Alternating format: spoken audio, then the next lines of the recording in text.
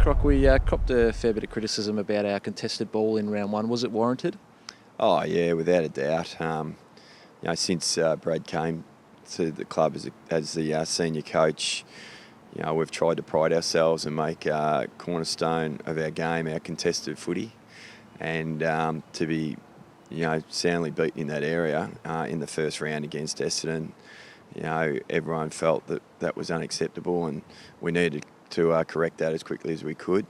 We knew it was going to be a game where, a bit like two bulls butting heads, in regards to trying to win the contested ball. So it was really pleasing for us that we turned that around quickly on the weekend. So how do you address something like that? Is it simply a matter of telling the boys to go in harder?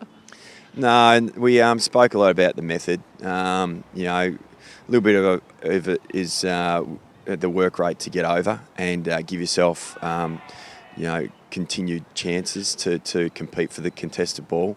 We felt that in the round one game against Essendon, they just outnumbered us time and time again, especially, not so much just in the first instance, but then when the ball spilt to that next opportunity, that we just weren't working over hard enough and with enough numbers. So our ability to work over and outnumber the Bulldogs, in those situations was much better on the weekend. Obviously, Jack Zeeble was pretty limited with his shoulder on the weekend. How much does that affect the setup through the midfield? Oh, look, Jack's one of our better contested ball winners and clearance players. He's also very good at getting things organised. We felt that in round one, around the footy we were a little bit disorganised and lost our structure, whereas on the weekend, again, that was one of the really pleasing thing about the game was that we got that back. And Jack's really important in regards to getting that structure and that organisation.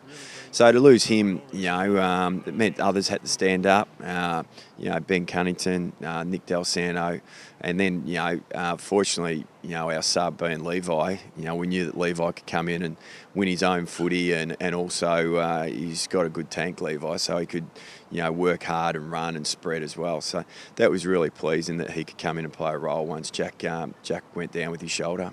You talked about Nick Del Santo. Obviously, he's been really important in the first couple of weeks. Just that maturity through the midfield as well? Yeah, without a doubt. I really started to get some synergy with the other midfielders on the weekend. It's probably taken him a little while to find that with our guys. The other guys have played together for a few years now through the midfield. For him coming in, it's taken a little while for him to find out the strengths of his other midfielders, the strengths of the ruckman. So he's now starting to get a little bit of synergy with those guys and working his way into the games. What about the Powers midfield?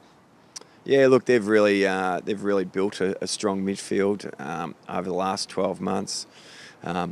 Hartlett's a good player, Boak's a good player. They've brought in Ollie Wines. They've traded and got Brad Ebert in through there. So, they've really started to sort of consolidate a strong midfield. And, our guys are going to have to really be on their game again this week.